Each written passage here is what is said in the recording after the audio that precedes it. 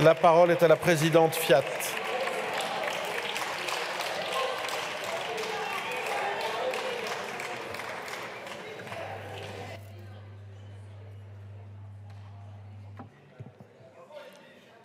Merci, Monsieur le Président, Madame la Ministre, chers collègues. Pendant que nos concitoyennes et concitoyens ont faim, n'ont pas accès aux soins, ne peuvent plus se loger, nous sommes obligés de subir un débat sur un non-sujet, l'aide médicale d'État. Sans surprise, cette proposition de résolution vise à restreindre les conditions d'accès à l'AME, bénéficiaires, panier de soins, etc. Apparemment, la seule priorité de la minorité présidentielle, qui voterait contre mais trouve de la place dans l'ordre du jour plutôt que, par exemple, mettre ma PPL sur le ratio soignant-résident, et de la droite, est de trouver deux faux boucs émissaires justifiant de leur propre turpitude. Revoilà donc le refrain du méchant migrant profitant abondamment de l'AME pour divers soins non urgents et opérations de confort. D'après vous, il se rendrait même dans notre pays uniquement pour cela. On imagine aisément une personne mettre sa vie en danger en prenant un radeau de fortune pour traverser la Méditerranée juste pour une carie. On les accusera bientôt de creuser ce que vous aimez appeler le trou de la Sécu, à la place de toutes les exonérations de cotisations que vous accordez aux entreprises. Or, c'est un sujet que je connais bien, puisque j'ai été rapporteur pour avis sur la loi de finances 2020. Il convient donc de rappeler quelques vérités. Tout d'abord, l'AME ne représente que 0,5% du budget de la sécurité sociale. Ce chiffre est stable. Il n'y a donc aucune envolée des coûts. Ensuite, 80% des migrants ayant normalement droit à une couverture maladie n'en ont aucune. Selon le dernier rapport de l'adresse, près de 35% des personnes n'ont pas recours à l'AME, même plusieurs années après leur arrivée en France. Enfin, les études de toutes les plus grandes associations convergent, notamment les études de Médecins du Monde, montrent que seuls 3% des patients déclarent avoir quitté leur pays pour des raisons de santé. L'idée selon laquelle les étrangers migrent en France pour se faire soigner gratuitement est donc totalement fausse. Vous aimez les chiffres, voici les principaux. Ils parlent d'eux-mêmes et démontrent vite fait vos fantasmes xénophobes. Par ailleurs, la question de l'aide médicale d'État doit être replacée dans le contexte plus global de la situation de notre système de santé.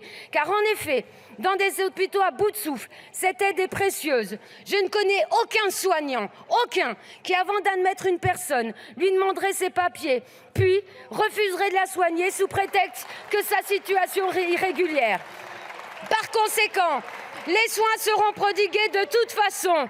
Je n'ose imaginer la tête du collègue pompier, à qui on féliciterait. Bravo, belle réanimation, bravo collègue. Par contre, le monsieur n'a pas de papier, ta victime, tu la ramènes où tu l'as trouvée, nous ne la soignerons pas. Bravo le Rassemblement national. Il n'est donc absolument pas opportun de remettre en cause l'AME qui prend en charge ces soins qui resteront. Sinon, on ferait des hôpitaux déjà exsangues. Je n'ose croire que vous souhaiteriez envenimer la situation. Il convient également de rappeler, bien que cela paraisse évident, que l'AME répond à un véritable impératif de santé publique. Ne pas laisser se propager des maladies relève du bon sens. Mais j'ai bien peur que vous en soyez dénués au regard de la proposition que vous faites et de l'insistance dont vous faites preuve pour remettre en cause l'AME. Vous semblez aussi dénué d'humanité. Le seul fait d'émettre l'idée de refuser des soins à une personne, migrante ou non, est une aberration. Je le dis avec d'autant plus de force en tant que soignante de profession.